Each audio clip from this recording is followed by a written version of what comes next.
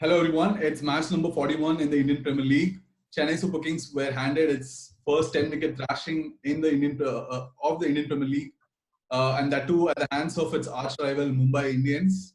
It was a complete no-show from CSK, something which we are not used to.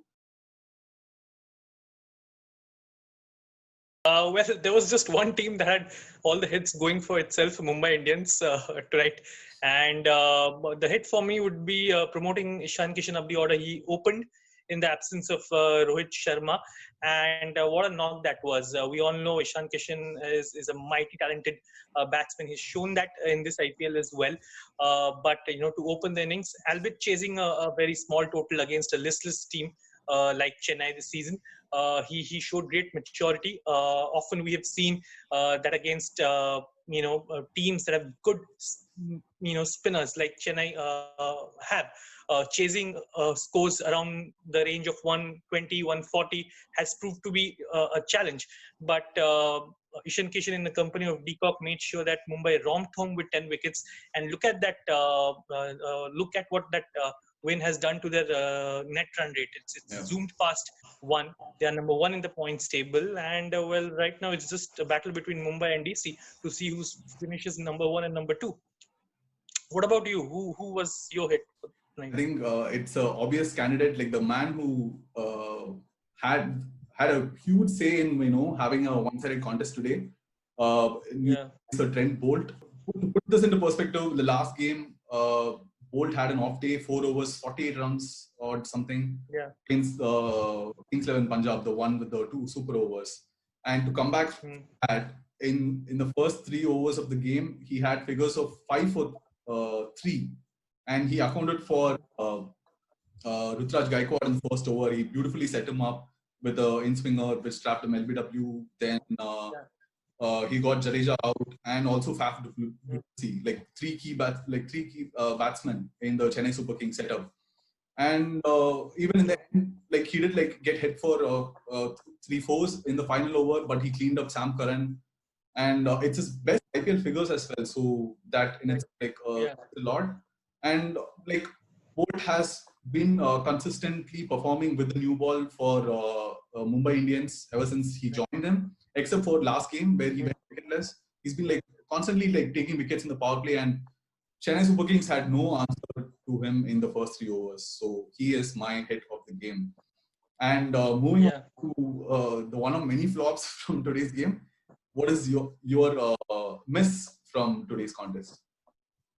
Well, if hits went to Mumbai, the misses went to Chennai. Of course, in this regard, I think the way they have handled Sam Curran, there's absolutely no doubt regarding the fact that Sam Curran has been the lone silver lining for them this season. He was bought in the last auction and has been a value addition to this team, both with bat and ball. But the way he's been floated around the batting order, they have struggled. If you give them the benefit of doubt, you could say that they're trying to figure out what position would be ideal for someone like Sam Curran. He opened the innings where clearly his purpose was to force the pace. He succeeded on a couple of occasions, but more often than not, he struggled. Then he was, dragged down the order. And today we saw a great knock. I mean, this could have been a bigger disaster, if I could say that, if Sam Curran had not hit his maiden IPL 50 for the men in yellow. So I think CSK would do well to ensure that come next season and the remaining games of this edition, they sort of come up with a clear idea as to how they go about using Curran, because clearly he's a young talent. He's an exceptional, England international who's now coming up the ranks. And with the bat, he's shown the maturity. With the ball, he's chipped in both at that and at the start. So yeah, that has to be one of the biggest misses for Chennai, the way they have handled Sam Curran. What about you? I think since you said how CSK could have better used Sam Curran, barring Sam Curran, the entire CSK team was a miss today. I mean, Story of the season. The scorecard, the top half of the scorecard in itself, paints a picture of how CSK are season. Guy order for a duck, Raidu for 2, Jagdish in first ball duck, Faf Duplessis won, Jadeja for again a single-digit score. Right. Yeah, so I think the entire team, if it's possible, like I would like to put them in there because this was their milestone game, 200 T20, and to get a thrashing, like it feel like CSK seems to be going nowhere at the moment, like with the chopping and changing, like when things results don't go your way, you have your trial and error methods, but today was a complete nightmare in Sharjah, as I would like to say. Yeah, so CSK's no-show was my miss from today's game.